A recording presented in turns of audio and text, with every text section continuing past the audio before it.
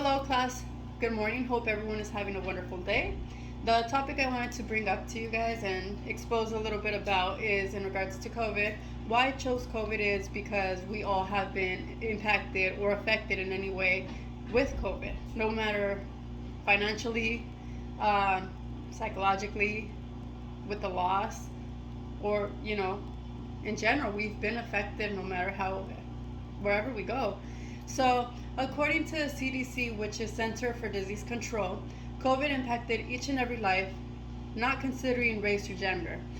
COVID is an acute disease caused in humans by coronavirus, a respiratory illness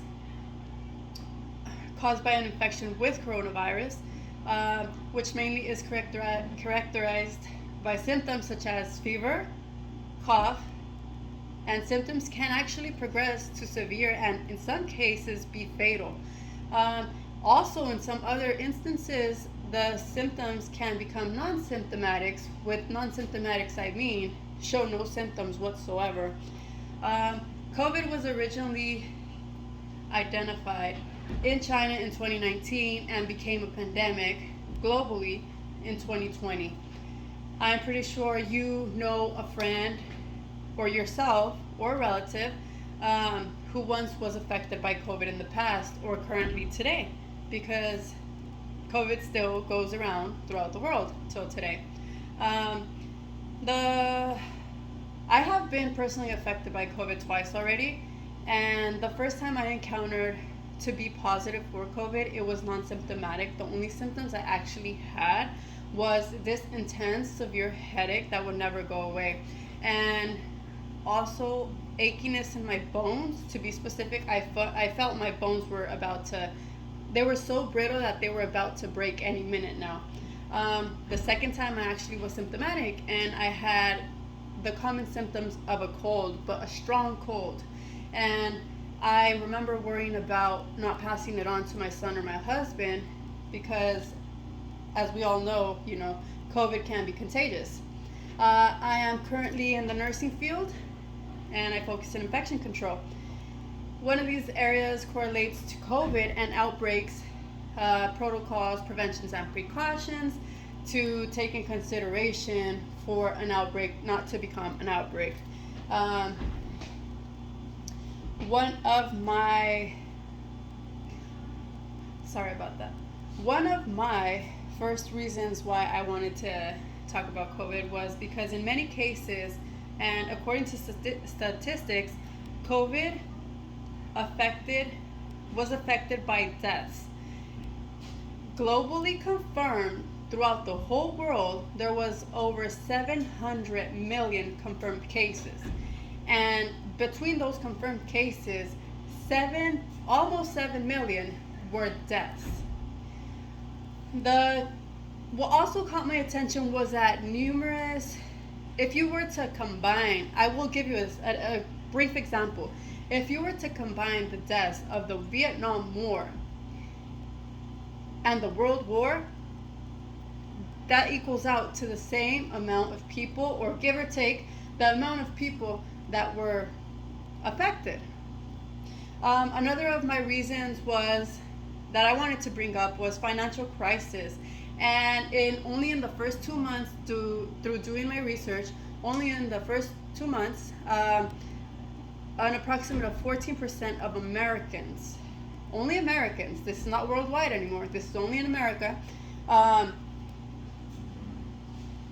filed for unemployment benefits because Americans were unable either to do payments, housing mortgages, even some filed for bankruptcy because it became too intense that there was no income coming in, that they had to consider themselves financially in crisis.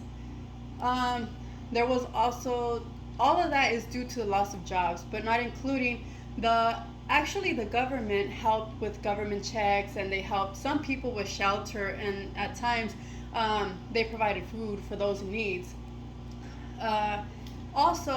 Another reason I want to talk about was psychological issues became due to COVID became and arose with anxiety, depression, and PTSD, which is post traumatic stress disorder, and that was due to the instability of being able to manage with the loss or managing finances, period.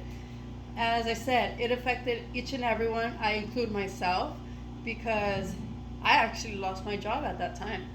Um, the company I was working with, it stopped, and I had to actually, I didn't do unemployment, but I had you know, my savings and my bank account, and I actually exhausted those, and then that's when I became again to work. But at the time, it actually gave me the opportunity to bond with my son, right?